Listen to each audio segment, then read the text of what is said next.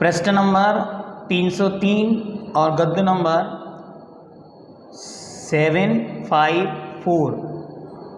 आयुश्चतुर्विधम व्याख्यातम, आयु 4 प्रकार की है उसे कहा गया। तद अनंतरम उत्तिष्ठम यन्नाम कर्म तद उत्तर प्रकृति निर्णयार्थम आह, उसके बाद जो कहा गया नाम कर्म है उसके उत्तर प्रकृतियों के निर्णय के लिए कहते हैं। सूत्र नंबर 11। गति जाति शरीरांगोपांग निर्माण बंधन संगात संस्थान सेनन स्पर्श रस गंध वर्णानुपूर्व्य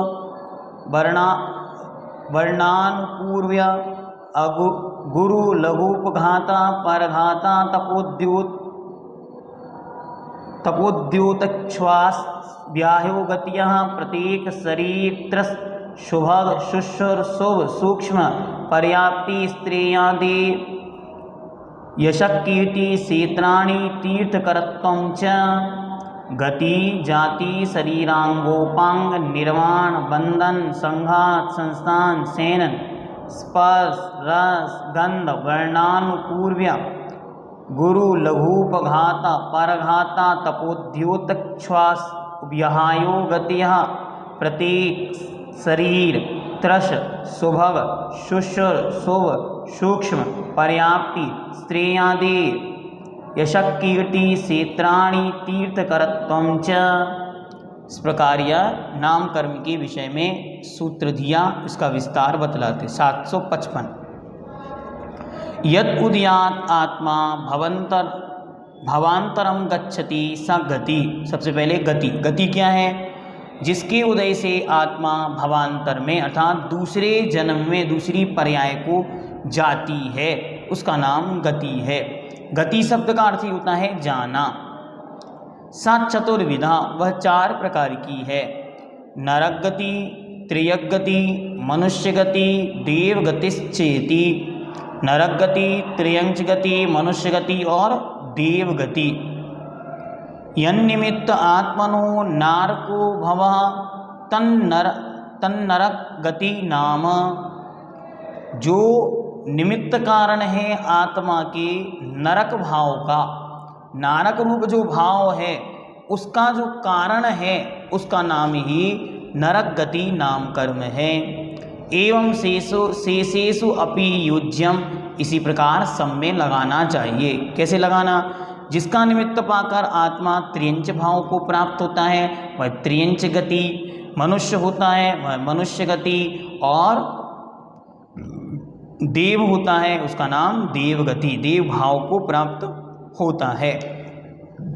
इसी प्रकार बाकी सब में लगा लेना चाहिए।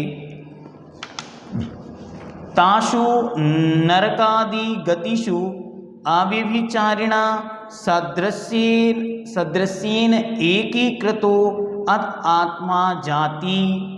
जाति क्या है? तो कहते हैं उन नरक आदि गतियों में, तासु अर्थात उन नरक आदि गतियों में, अभिचारिणा, अभिचार अर्थात जो मिक्सअप होता है उस अभिचार से, अभिचारी सदृश्य से एक पन्ने रूप अर्थ की प्राप्ति होती है, वह जाति है। अर्थात उसमें भी एक विशिष्ट उनसे संदर्भित, जहाँ वह गया है उससे संदर्भित जो स्थिति प्राप्त होती है उसका नाम जाति है। इसमें अपन जाति शब्द का अर्थ देखते। जिस कर्म के उदय से अनेक प्राणियों में अविरोधी समान अवस्था प्राप्त होती है उसे जाति नाम कर्म कहते हैं। यहाँ पर अविचार शब्द दिया और इस किताब में अविरोधी शब्द दिया, अर्थात एक से दिखने वाले अनेक पन्ने को प्राप्त कर लेते हैं। एक से ही दिखने वाले बहुत सारे स्थानों को या बहुत सारे रूपों को जो प्राप्त करा देती है उसका नाम जाति है। तत्पंचविधम, वह 5 प्रकार की है। तन्निमित्तम जाति नाम कर्म, उससे के निमित्त से जो होती है वह जाति नाम कर्म है। तत्पंचविधम, वह 5 प्रकार की है। एक इंद्रिय जाति नाम, 2 इंद्रिय जाति नाम, 3 इंद्रिय जाति नाम, 4 इंद्रिय जाति नाम, 5 इंद्रिय जाति नाम च इति। अब आगे बताते हैं गति जाति, अब बताते हैं शरीर। अच्छा, एक इंद्रिय जाति को बताते, फिर उसमें सब में यहाँ पे एक का अकेले बता रहे, बाकी सबको उसी में योजित करते जाना। तो बतलाते हैं एक इंद्रिय जाति क्या है। यत् उदयात् आत्मा एक इंद्रिय इति शब्देते तत् एक इंद्रिय जाति नाम। जिसके उदय से आत्मा एक इंद्रिय इति शब्दते, एक इंद्रिय कहा जाता है, उसका नाम एक इंद्रिय जाति है। एवं शेषेषु अपि युज्यम, बाकी सब में इसी प्रकार लगा लेना चाहिए। अर्थात जिसके कर्म से दो इंद्रिय कहा जाता है वो दो इंद्रिय जाति, तीन इंद्रिय कहा जाता है वो तीन इंद्रिय जाति, चार इंद्रिय कहा जाता है उसको चार इंद्रिय जाति, और पंच इंद्रिय कहा जाता है उसका नाम पंच इंद्रिय जाति जानना चाहिए। आगे अब बताते हैं शरीर। तो शरीर क्या है? तो यत् उदयात् आत्मनः शरीर निर्वृत्ति तच्छरीरम। निर्वृत्ति का अर्थ होता है रचना। तो जिस कर्म के उदय से आत्मा शरीर का निर्माण करती है उसका नाम शरीर नाम कर्म है। तत्पंचविधम, वह पांच प्रकार का है। औदारिक शरीर नाम, वैक्रिक शरीर नाम, आहारक शरीर नाम, तेजस शरीर नाम, कार्मण शरीर नाम चैति। ये नाम नाम शब्द सब में जुड़ रहा है, वो नाम कर्म का वाची है। जैसे हम बोलते हैं देव आयु, तो ऐसे ही यहाँ पे सबके साथ नाम नाम शब्द जुड़ रहा है। तेषां विशेषो व्याख्यातः, इनका विशेष वर्णन कर दिया। कहाँ किया? दूसरे अध्याय में, जहाँ 5 शरीर बतलाए थे वहाँ इनका वर्णन विस्तार से हो गया। अब आंगोपांग कहते हैं। यत् उदयात् आंगोपांग विवेकः तत् आंगोपांग नाम। और जिसके उदय से आंगोपांग का विवेक होता है उसका नाम आंगोपांग नाम कर्म है। आंगोपांग का भेद करते हैं उससे। तत्त्रिविधम, वह 3 प्रकार का है। औदारिक शरीरांगोपांग नाम, वैक्रिक शरीरांगोपांग नाम और आहारक शरीर अंगोपांग नाम च इति चेति। क्योंकि जो वैक्रिक शरीर, जो तेजस शरीर और कार्मण शरीर है, इसमें अंगोपांग की आवश्यकता नहीं पड़ती, इसीलिए। अब आगे बतलाते हैं निर्माण। निर्माण क्या है? यन निमित्ता परिनिष्पत्तिन तन निर्माणम। जिसके निमित्त से या जिस कर्म के उदय से परिनिष्पत्ति अर्थात रचना होती है उसका नाम निर्माण है। निर्माण शब्द का अर्थ ही होता है बनाना। तो जिस कर्म के उदय से आंगोपांग का यथा स्थान और यथा प्रमाण कहाँ बनना है और कितनी आकृति में बनना है इसका निश्चयीकरण होता है, उसका नाम है निर्माण। 2 शब्द हैं, एक निर्वाण और एक निर्माण। तो निर्वाण शब्द का अर्थ तो है मोक्ष और निर्माण शब्द का अर्थ है बनना, रचना। तो यहाँ पे वो रचना वाला निर्माण हमको लेना है, ये ध्यान रखना है। दूसरी बात, इस चीज़ को पढ़ने से हमको एक चीज़ अच्छी तरह समझनी चाहिए। हम सोचते हैं या बाहरी वातावरण जो मिथ्या दृष्टि जीवों के द्वारा एकांत मत का प्रचार किया गया, वहाँ ईश्वर को सृष्टि का रचनाकार या हमारी जीवन का रचनाकार ऐसा माना गया। तो उनके निमित्त से सुनते सुनते ऐसा लगने लगा कि भगवान ने ऐसा क्यों बनाया, अरे इसको इतना काला क्यों बनाया आदि। ये सारी चीज़ें जब इसको हम पढ़ते हैं तो समझ में आता है ऐसा कुछ नहीं है। जिस जीव ने जैसा पूर्व में कर्म बांधा है शुभ अशुभ रूप में, तत्संबंधी उनके निर्माण आदिक हुए हैं। तद्विविधम, स्थान निर्माण, प्रमाण निर्माण चेति, वह 2 प्रकार का है। एक स्थान निर्माण मतलब जगह यथा स्थान, और दूसरा प्रमाण निर्माण, जितना प्रमाण है उस रूप में निर्माण होता है। इसका कहते हैं तज्जाति नाम उदय अपेक्षा चक्षुरादिनाम स्थानम प्रमाणम च निवर्तयति निर्मीयते अनेन इति निर्माणम। कहते हैं जिस जाति नाम कर्म के उदय के आलम्बन लेकर चक्षु आदिक अवयवों के स्थान और प्रमाण का निश्चय किया जाता है, वहाँ निर्माण शब्द का व्युत्पत्ति अर्थ क्या है? तो निर्मीयते अनेन, जिसके द्वारा निर्माण किया जाता है, रचना की जाती है, उसका नाम निर्माण है। वह निर्माण दो प्रकार का, एक स्थान और एक प्रमाण। स्थान मतलब जगह, नाक यहीं मिलेगी, यहाँ किसी की नाक नहीं होती, यहाँ किसी की नाक नहीं होती, ये यथा स्थान निर्माण। और दूसरा प्रमाण, प्रमाण सबका अलग अलग होता है, किन्हीं के बड़े होते हैं, किन्हीं के छोटे होते हैं, किन्हीं के सुडूल होते हैं, किन्हीं के विडूल होते हैं, इस प्रकार से होते हैं। वो अपने अपने नाम कर्म के उदय के वसात बनते। आगे बंधन क्या है? शरीर नाम कर्मोदय वसात उपात्ता नाम पुद्गला नाम अन्योन अन्य प्रदेश संश्लेषणम यतो भवति तत्बंधनम। अब देखो कितना सूक्ष्मता की ओर ले जा रहे हैं। अगर अपन शरीर की रचना के विषय में देखें तो एक भी चीज छूटेगी नहीं।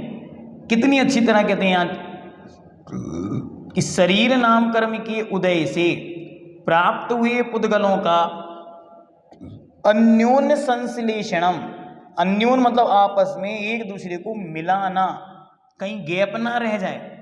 ऐसा जब हम लोग पढ़ते थे तो बहुत अच्छी तरह कहते कि इनको चिपकाने का काम, संश्लेष शब्द का अर्थ का होता है चिपकाना, तो इनको आपस में चिपकाना, ये जो छिद्र आदि हैं इनको भरने का काम वह करता है। शरीर नाम कर्म के उदय से प्राप्त हुए पुद्गलों का अन्योन्य प्रदेश संश्लेष जिसके निमित्त से होता है वह बंधन कहलाता है, बंधना।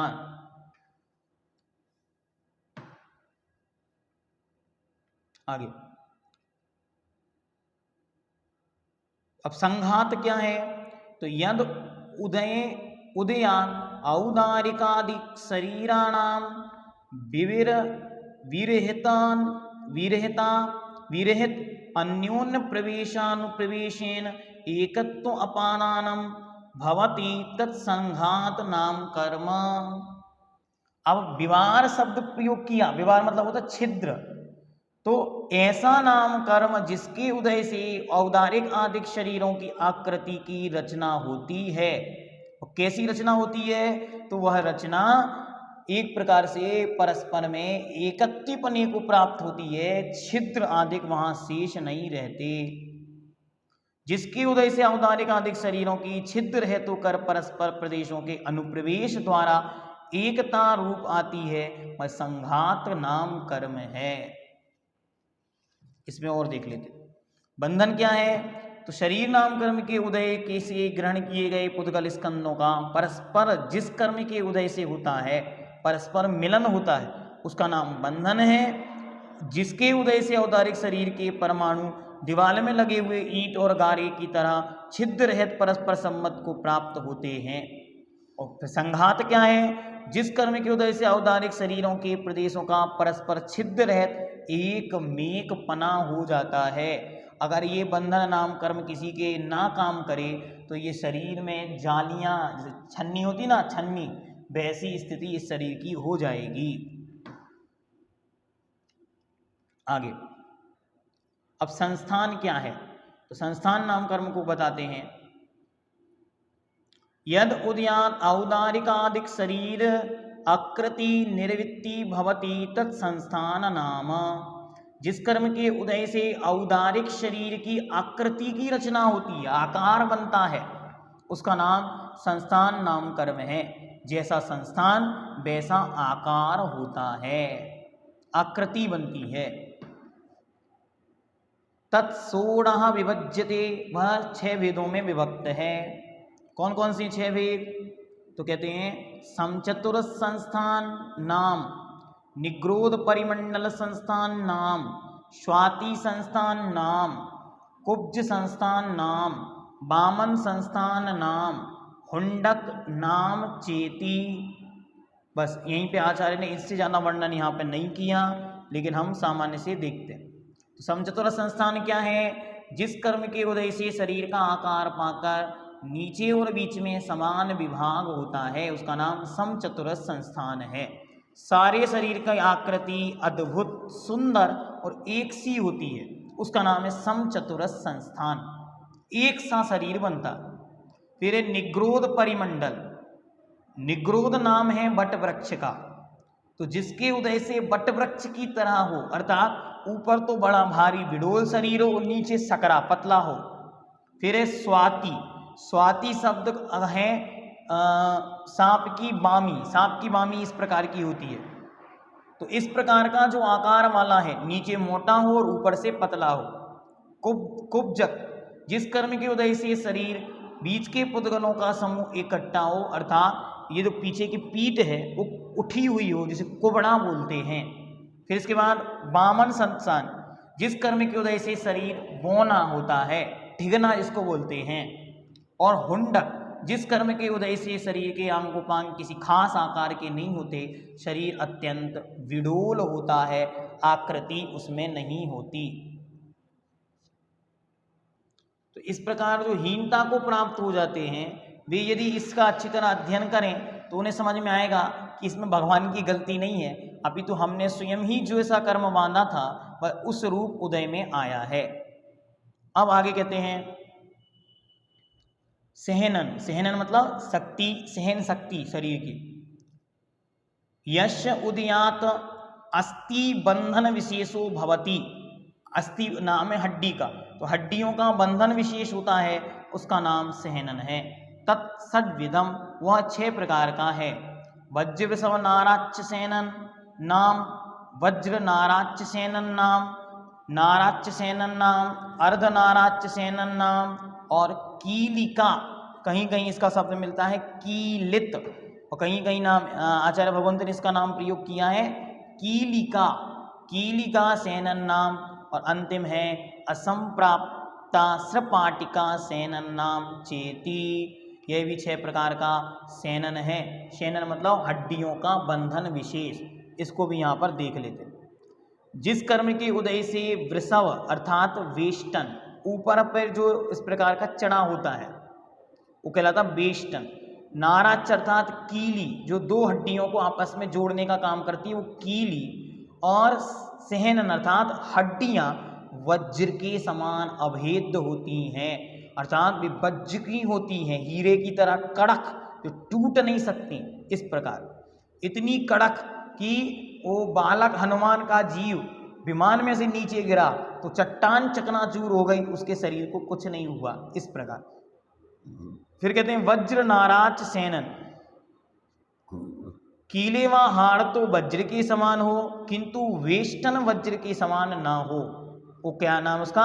वज्र नाराच सेनन, जिसमें कीले और हाड़, जिससे वो कीड़ियां जुड़ी हुई हैं और वो हड्डियां वो तो वज्र की हैं, लेकिन उसके ऊपर जो लेयरिंग है, कोटिंग है, वो वज्र की नहीं है। फिर इसके बाद नाराच सेनन, सामान्य वेष्टन और सामान्य कीली सहित हड्डियां, जिसमें कोई भी वज्र का नहीं है ऐसा। अर्धनाराज सेनन, जिस कर्म के उदय से हड्डियों की संधियां अर्धकीलित होती हैं। इस प्रकार अभी तक थी ऐसी बंधी हुई, अब कैसी हैं? अर्धकीलित ऐसी, अर्थात एक में दूसरी हड्डी फंसी हुई है। अर्ध की नाराज कीलित, जिस कर्म के उदय से हड्डियां परस्पर कीलित होती हैं, मात्र जुड़ी हुई होती हैं कील में। और असंप्राप्तिका सिपाटिका सेनन, जिस कर्म के उदय से जुदी जुदी हड्डियां नसों से परस्पर बंधी होती हैं, जैसे वर्तमान में हमारी मान सकते हैं। ठीक है, यद्यपि अंतिम 3 सेनन होते हैं तो हमारा कौन सा है ये हम नहीं कह सकते, लेकिन मुख्यतया असंप्राप्तिका सिपाटिका सेनन समझना चाहिए। और जो बड़े बड़े ध्यानी हैं उनके हम उच्च सेनन मान सकते हैं। आचार्य भगवंत यही कहते हैं कि सेनन शक्ति की विशेषता युद्ध आदि के निमित्त से ना मानकर ध्यान की स्थिरता से माननी चाहिए। कि कोई लड़ने में बहुत चतुर है, लड़ता है तो उसका सेनन अच्छा है, ऐसा नहीं। वो ध्यान में कितनी एकाग्रता ला सकता है, इससे उसके सेनन को जानना या मानना चाहिए। आगे यद, अब नाम कर्म के और आगे अब कौन सा नाम कर्म आ गया? तो सेनन के बाद स्पर्श रस गंध वर्ण, स्पर्श रस गंध वर्ण आदि को बताते क्रम से। सबसे पहले स्पर्श। स्पर्श क्या है? यश उदयात स्पर्श प्रादुर्भावा तत् स्पर्श नाम, जिस कर्म के उदय से स्पर्श की उत्पत्ति होती है, छूने योग्य होता है, उसका नाम स्पर्श कर्म है। तद अष्टविधम वह 8 प्रकार का है। कर्कशनाम, मृदूनाम, गुरुनाम, लघुनाम, स्निग्धनाम, रूक्षनाम, शीतनाम, उष्णाम चेति। वह 8 प्रकार का। कर्कश कषायला, मृदु अर्थात कोमल, गुरु अर्थात भारी, लघु मतलब हल्का, स्निग्ध अर्थात चिकना, रूक्ष रूखा, शीत ठंडा, उष्ण गरम। फिर यन निमित्तो रस विकल्प तत् रस नाम, जिसके निमित्त से रस रूप भेद होते हैं या विकल्प होता है उसका नाम रस नाम कर्म है। तत्पंचविधम वह 5 प्रकार का है। तिक्त नाम, कटुक नाम, कषाय नाम, अम्ल नाम, मधुर नाम च इति।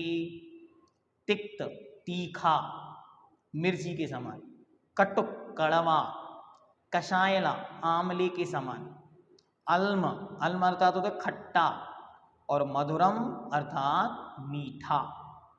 आचार्य श्री जी कहते हैं कि आगम ग्रंथों में नमक जो है, क्योंकि नमक का यहाँ वर्णन नहीं किया कि नमक का खारापन है, वो खारा शब्द दिया ही नहीं, तो उसको कहाँ लेंगे, तो वो मधुरम ही, क्योंकि उससे संपूर्ण भोजन में मधुरता आती है, इसलिए उसका नाम मधुरम है।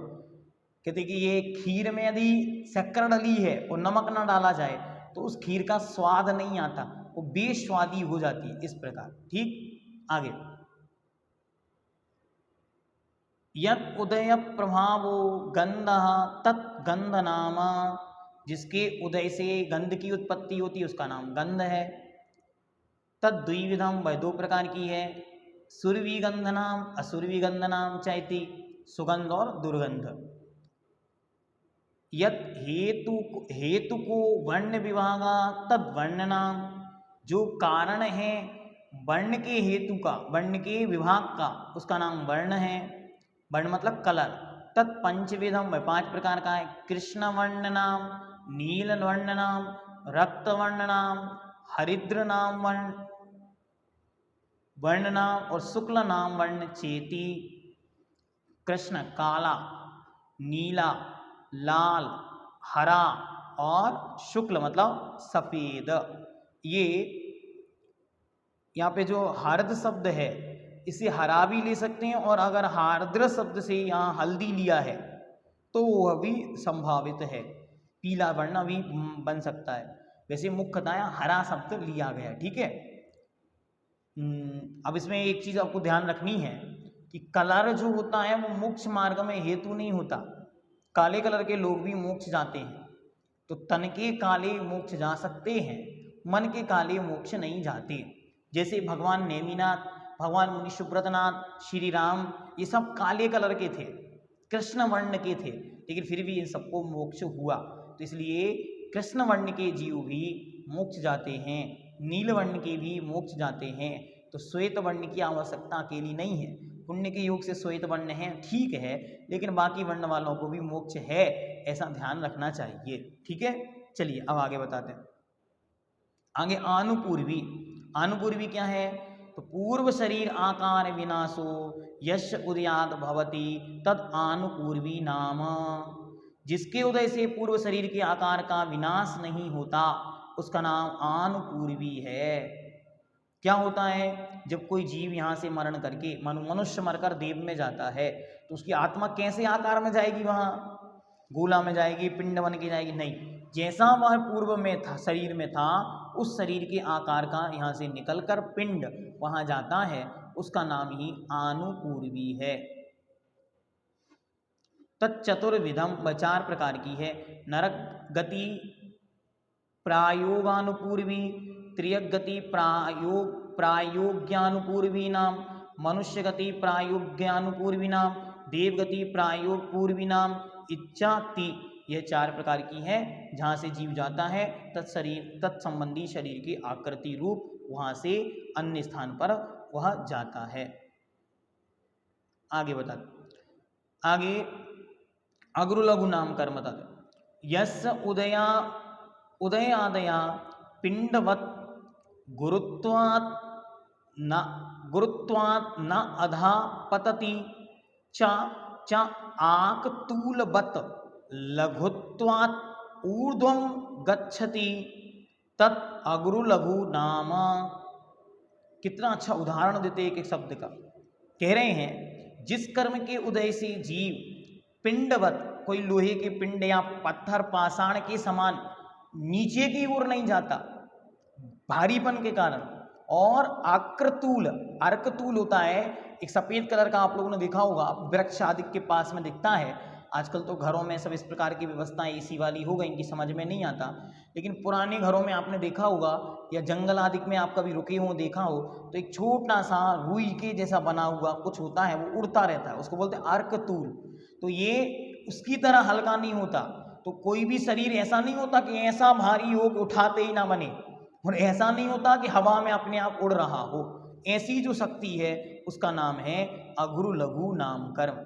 जिसके उदय से लोहे के पिंड के समान गुरु ना हो तो नीचे गिरता है, और अर्कतूल ना अर्कतूल के समान होने से ऊपर जाता है, वरना हवा में लटकते रह जाए, ऐसा नहीं होता। ठीक है, आगे। अब उपघात नाम कर्म क्या है? यस्य उदयात् स्वयं कृतोद बंधन मरु प्रपतनादि निमित्त उपघातो भवति तद उपघात नाम कर्म। यस्य, जिस कर्म के उदय से स्वयं कृत, स्वयं के द्वारा किए गए, उद्बंधन और मरुस्थल में गिरने आदि निमित्तक उपघात होता है, अर्थात स्वयं के द्वारा ही जिससे स्वयं का घात हो जाए उसका नाम उपघात कहते हैं। उपघात के विषय में एक उदाहरण अच्छा देते हैं, जैसे मृग के शरीर में कस्तूरी, उस कस्तूरी के निमित्त से उसकी हत्या हो जाती है, जैसे बारहसिंगा के सींग, इस प्रकार। अब कहते हैं प्रतिघात। प्रतिघात क्या है? परघात। परघात क्या है? ये उपघात हो गया। परघात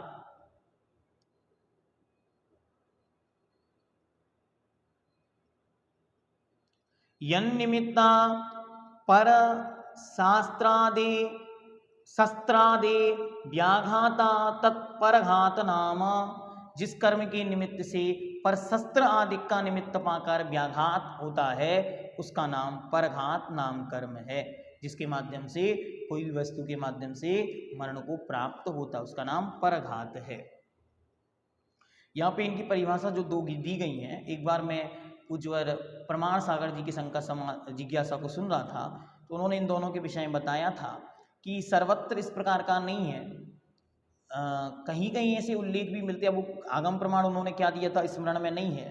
मूलतः उपघात में जिसमें स्वयं के अंगोपांग स्वयं के घात का कारण बन जाए उसका नाम उपघात है, और अपने स्वयं के अंगोपांग दूसरे के घात में कारण बन जाए, जैसे सिंह के नाखून, कुत्ते के दांत, इस प्रकार की चीजों को परघात कहते हैं। लेकिन आचार्य भगवंत ने उसका वर्णन उस रूप में इस यहाँ पर नहीं किया।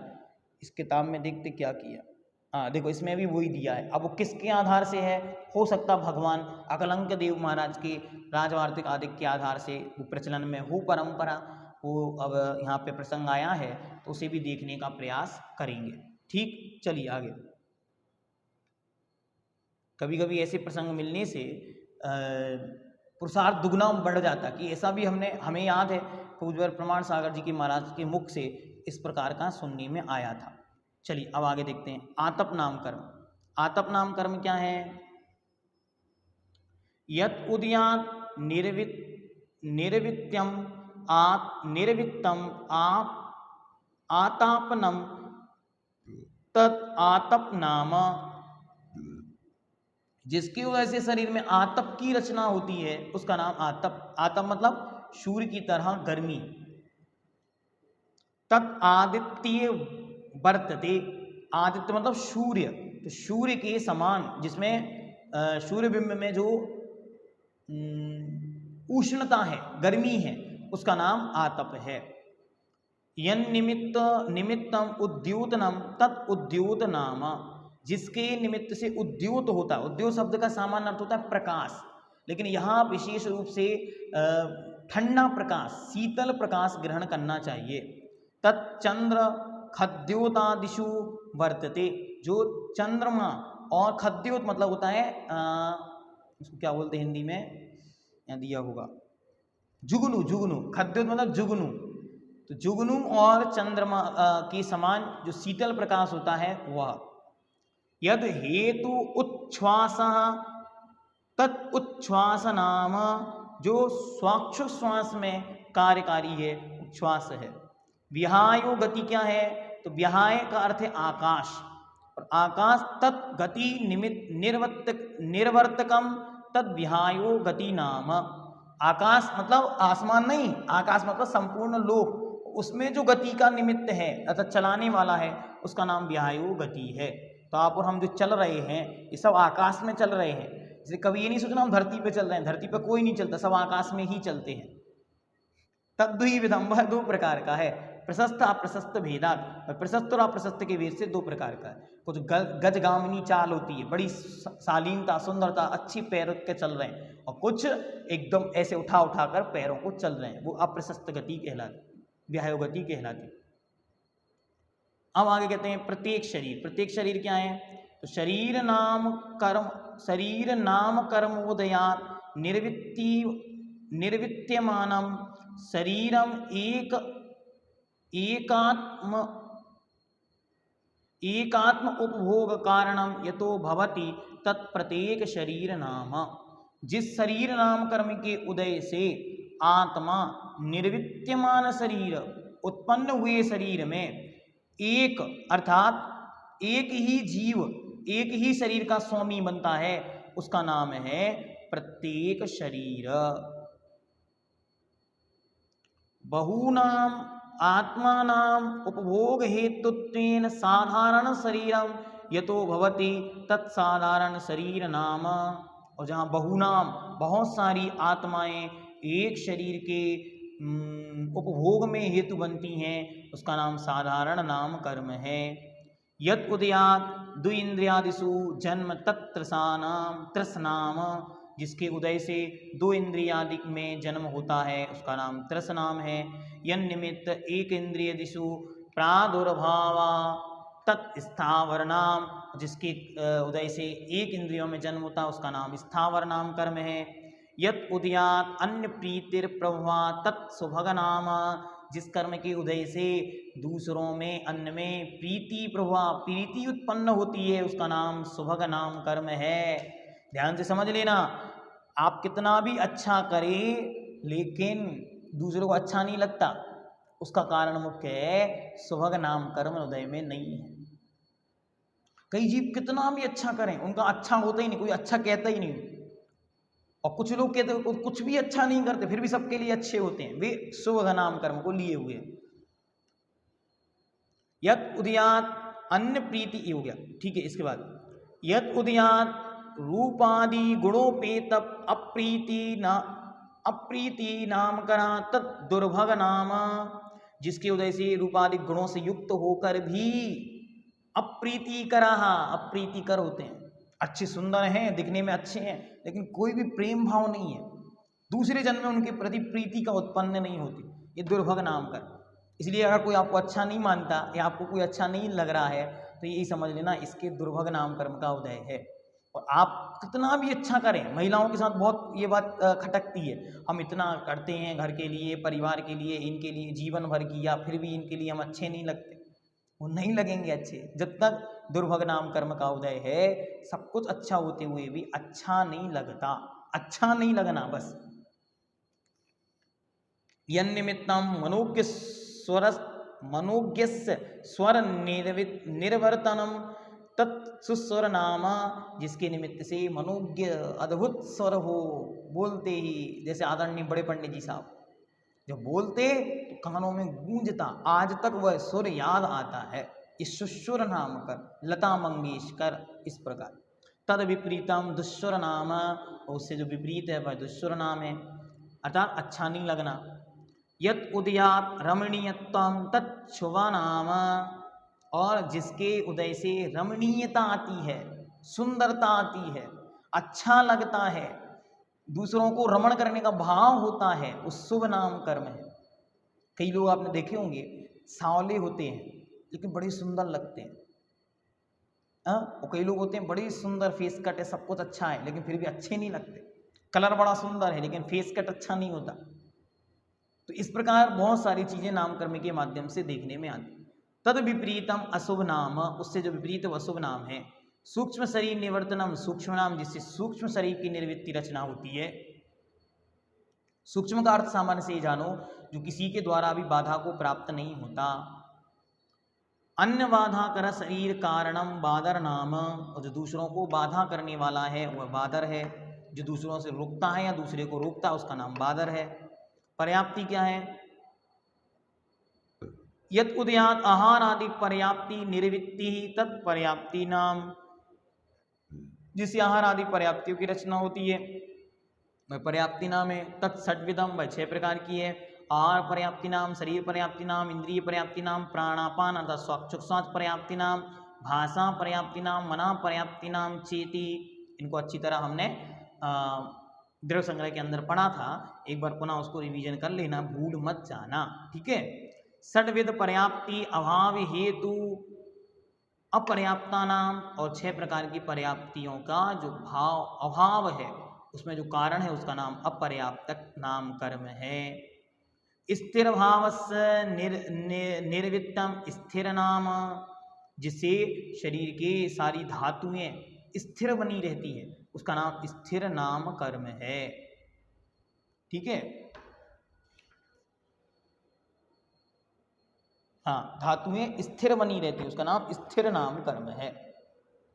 जैसे उपवास आदि किया तो कोई कोई का शरीर कैसा होता है, कोमल आ जाता है, अर्थात उपवास किया अब 2 दिन तक 4 दिन तक ऐसा लगेगा जैसे महीने से भोजन नहीं किया, इस प्रकार से कुम्हलाना कहलाता, फूल का मुरझाना, ऐसी स्थिति हो जाती। तद विपरीतम स्थिर अस्थिर नाम, और उससे जो विपरीत है वह अस्थिर नाम है। प्रभा उपीत शरीर कारणम आदेय नाम, जो शरीर में चमक उत्पन्न कराता, जैसे आचार्य श्री जी के शरीर की चमक, तो ये विशेष है उनके। निष्प्रभ का शरीर कारणम अनादेय, जिससे शरीर निष्प्रभ हो जाता, कोई प्रभा नहीं रहती। पुण्य गुण आख्यान कारणम यशक कीर्ति नाम, जिसके माध्यम से क्या होता है, पुण्य गुणों की प्रसिद्धि होती है। एक बात और ध्यान रखना, देखो यशक कीर्ति का उदय नहीं है तो कोई जीव कितना भी पुण्य करे उसके कोई गुणगान नहीं गाता। कहते हैं पूज्य प्रणम सागर जी महाराज के मुख से सुना है, कहते हैं कि देखो ज्ञान सागर जी महाराज के यशक कीर्ति का तीव्र उदय नहीं था। उन्होंने अपने जीवन में जो संस्कृत साहित्य की साधना की वो ऐसी साधना थी जैसे कालिदास आदि बड़े बड़े विद्वानों ने संस्कृत जगत में गौरव पाया। इतना गौरवशाली काम करने के बाद ऐसी विशिष्ट संस्कृत की शब्दों की साधना उनकी रही होगी कि उसके बल पर उन्होंने इतना कुछ पाया, लेकिन फिर भी जीते जी उनकी ये स्थिति रही कि पूज्य निर्यापक श्रवण मणिपुंग सुधासागर जी महाराज कहते हैं कि जब हमने राणोली में जाकर सीकर जिले में राणोली नाम का गांव है जहाँ उनका जन्म हुआ था, तो सीकर में जाकर जब हमने कहा कि राणोली के ऐसे कोई पंडित जी साहब हुए हैं, कोई नहीं जानता। राणोली पहुंचे तो राणोली के लोगों को भी नहीं पता कि ज्ञान सागर जी ने जीवन में किया क्या। हाँ, हमारे गांव का छोरा था, वो पंडित हुआ, पंडित बन के महाराज बन गया, बस इतना तो लोग जानते हैं। ये नहीं जानते कि उस छोरे ने किया क्या, कितना बड़े आचार्य को जन्म दिया है, कितने बड़े आचार्य को उत्पन्न किया। इस प्रकार बहुत अच्छा काम करने के बाद भी प्रसिद्धि ना मिले तो अयस कीर्ति का उदय जानना, और थोड़ा सा कुछ भी ना करे और वहाँ मिलने लगे तो समझ लेना यशक कीर्ति बहुत तेज है, तीव्र है। यद प्रत्यनीक यश फलम अयशा कीर्ति नाम, और इससे प्रतीन अर्थात उल्टा, इससे विपरीत फल मिले उसका नाम है अयश कीर्ति। आर्यंत कारणम तीर्थकरत्व नाम, और अरिहंत पद का जो कारण है उसका नाम तीर्थंकर नाम कर्म है। इस प्रकार यह नाम कर्म की प्रकृतियां आपके सामने रखी गई। इनको जानने से हमें शरीर के विषय में अच्छा बोध होता है, डर नहीं लगता। हमको अब समझ में आने लगा क्षरवज्ञ भगवान का शासन क्या है। अभी तक तो डर लगता, काला किसने बनाया, भगवान ने, तो भगवान गोरा कर देंगे, हाँ कर सकते हैं। अब इसको पढ़ने के बाद समझ में आया हम स्वयं अपने ही कर्म के उदय से काले हुए हैं, हम स्वयं ही अपने द्वारा बांधे गए नाम कर्म के उदय से गोरे काले मोटे नाटे सुंदर सुगंधित दुर्गंधित सुभग सुस्वर क्या क्या मिला और क्या क्या खो दिया। अब क्या करें, इस भाव में अच्छी तरह भगवान की स्तुति करें, पाठ करें। इन सबके निमित्त से नाम कर्म की विशिष्ट उपलब्धियां होती। भक्ते सुंदर रूपम स्तवनात् कीर्ति, स्तवन से कीर्ति मिलती है और भक्ति से सुंदर रूप की उपलब्धि होती है। प्रणते उच्चैर गोत्रम, और नमस्कार करने से उच्च गोत्र की प्राप्ति हो। तो ऐसे काम करें जिससे हमारा जीवन सुंदर और निर्मल बने। जैसा करेंगे वैसा मिलेगा। ये सूत्र नाम कर्म को पढ़ने से दृढ़ बनता है। तो इसको आप अच्छी तरह समझें। कल इसके विशेष अर्थ को और देखेंगे, आज बहुत समय हुआ, कल विशेष अर्थ को भी देखेंगे क्योंकि पंडित जी साहब ने बहुत सारी चीज़ें दी हैं जो विशेष हैं। ठीक।